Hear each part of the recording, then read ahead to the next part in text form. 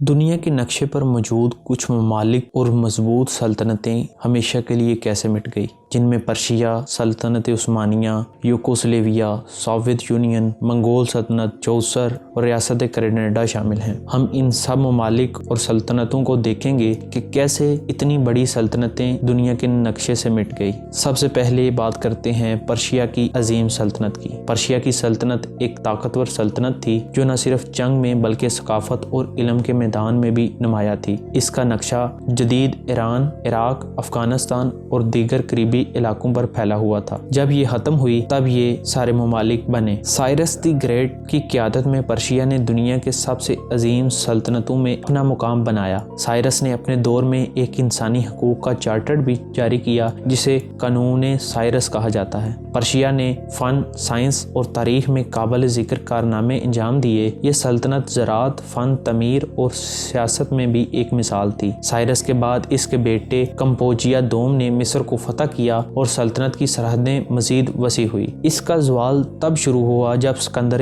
اعظم کی فتوحات نے پرشیا کی سلطنت کو یکساں تبدیل کر دیا۔ اسکندر کے حملوں کے بعد پرشیا کے قدرتی وسائل اور اس کی فوجی طاقت کو نقصان پہنچا۔ داخلی اختلافات اور جنگوں نے سلطنت کو کمزور کر دیا اور آخر کار یہ سلطنت یونانیوں کے زیر اثر گر گئی۔ پرشیا کا زوال اس وقت کے دنیا کے سیاسی منظر نامے میں ایک بڑی تبدیلی کی علامت تھا جس نے مشرق وسطی میں طاقت کی طاقتور تبدیلیوں کو جنم دیا۔ یعنی جو لوگ اس ایریا میں زیادہ طاقتور تھے انہوں نے اسے کنٹرول میں لے لیا۔ اور اب بات کریں گے سلطنت عثمانیہ کے عروج و زوال کی۔ سلطنت عثمانیہ سن 1300 کے لگ بھگ میں ایک چھوٹی ریاست کے طور پر قائم ہوئی اور اگلے 500 سال میں دنیا کی سب سے بڑی سلطنت بن گئی۔ اس کا آغاز ترکی کے عثمان نامی ایک چھوٹے حکمران سے ہوا تھا جو کہ کہنے میں ایک چھوٹا تھا لیکن اپنے آپ میں بڑی صلاحیتوں کا ماہر تھا۔ آج کل ہم انٹرنیٹ میں ترکی کا ایک بہت بڑا ڈرامہ کرولس عثمان بھی اس پر دیکھ سکتے ہیں۔ اس نے مسلمانوں کے لیے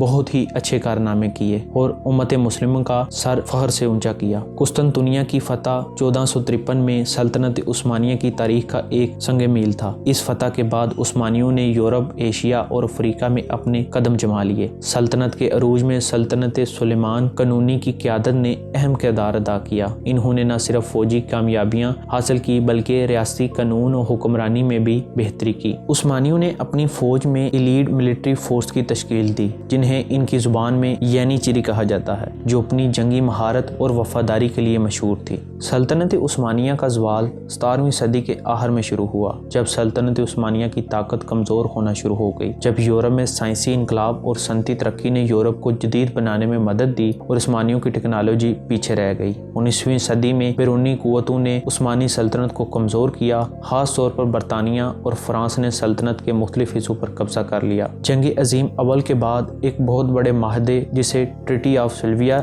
کہا جاتا ہے نے سلطنت کو تقریباً ختم کر دیا۔ 1923 میں جمہوریہ ترکی کا قیام عمل میں آیا اور عثمانی سلطنت کا خاتمہ ہو گیا۔ اور اب تیسرے نمبر پر بات کریں گے یوگوسلاویہ۔ یوگوسلاویہ کی سلطنت پہلی جنگ عظیم کے بعد 1918 میں بنائی گئی جو مختلف قوموں کا اتحاد تھی۔ اس میں سرب، کراٹ، بوسنیا اور دیگر اقوام شامل تھیں۔ جوزف ٹیو کے دور میں یوگوسلاویہ نے ایک مضبوط اور کامیاب ریاست بنائی۔ انہوں نے مختلف اقوام کو ایک ساتھ رکھا اور اقتصادی ترقی کی۔ یوگوسلاویہ کے اندرونی مسائل کے باوجود اس کی معیشت اور سائنسی شعبے میں ترقی ہوئی۔ یوگوسلاویہ نے دوسری جنگ عظیم میں برطانیہ اور سوویت یونین کے ساتھ اتحاد کا ساتھ دیا۔ 1990 کی دہائی میں قوم پرستی اور نسلی تنازعات بڑھ گئے جس کے نتیجے میں یوگوسلاویہ کے مختلف حصے آپس میں لڑنے لگے۔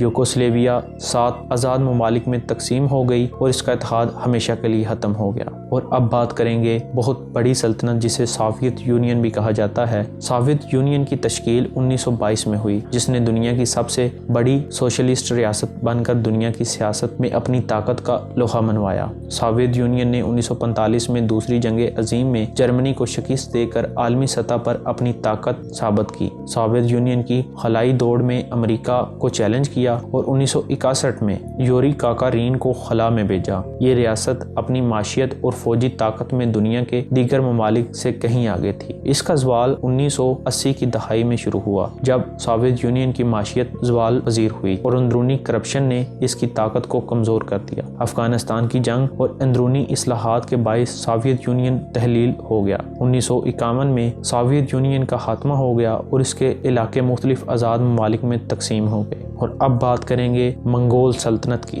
چنگیز خان کی قیادت میں منگول سلطنت نے 1206 میں دنیا کی سب سے بڑی زمینی سلطنت قائم کی۔ چنگیز خان کی قیادت میں منگولوں نے جدید جنگی حکمت عملی اپنائی اور ان کی فوج میں نہ صرف طاقتور جنگجو تھے بلکہ ان کی حکمت عملی نے انہیں دنیا کے سب سے بڑی سلطنت بنانے میں مدد دی۔ منگولوں کی سلطنت کا دائرہ ایشیا سے لے کر یورپ تک پھیل گیا۔ چنگیز خان کی موت کے بعد سلطنت کئی حصوں میں تقسیم ہو گئی اور مقامی بغاوتوں اور داخلی اختلافات نے سلطنت کو کمزور کر دیا۔ وقت کے ساتھ ساتھ منگول سلطنت کی طاقت کم ہوئی اور یہ ایک الگ الگ قوموں میں تبدیل ہو گئی، اور ماننے میں ہے کہ یہ قوم بہت ہی ظالم تھی۔ یہ بچوں، عورتوں، بوڑھوں اور نوجوانوں کو قتل کر دیتی تھی اور اس زمین پر قبضہ کر لیتے تھے۔ اور سب سے آخر پر بات کریں گے ریاست گریناڈا پر۔ یہ ہسپانیہ میں مسلم حکومت کی آخری نشانی تھی۔ 1452 میں مسلمانوں اور یہودیوں کو بے دخل کر دیا گیا اور یوں کہ ایک عظیم مسلم تہذیب کا خاتمہ ہو گیا۔ گریناڈا کی ریاست نے مسلمانوں کے دور میں علم، فنون اور سائنسی ترقی میں بے شمار کامیابیاں حاصل کی۔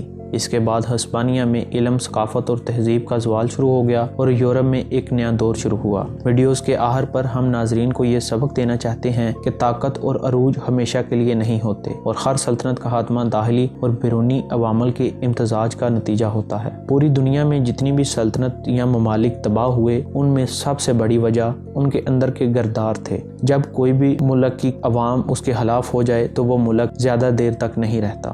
تو اس لیے کوشش کی جائے کہ ہم اپنے ملک کے تمام منافق اور غدار لوگوں کو پہچانیں اور ان کو جتنی جلدی ہو سکے ختم کریں تاکہ ہمارا ملک زیادہ دیر تک آزاد اور خود مختار ریاست بنی رہے۔ دنیا میں جتنے بھی غدار پائے گئے ہیں ان کی غداری کی وجہ صرف حسد، نفرت، پیسہ اور خواتین کی طلب تھی، لیکن یہ اپنے ایمان کو بھول بیٹھے تھے۔ مزید انٹرسٹنگ ویڈیوز دیکھنے کے لیے ہمارے ساتھ جڑے رہیں۔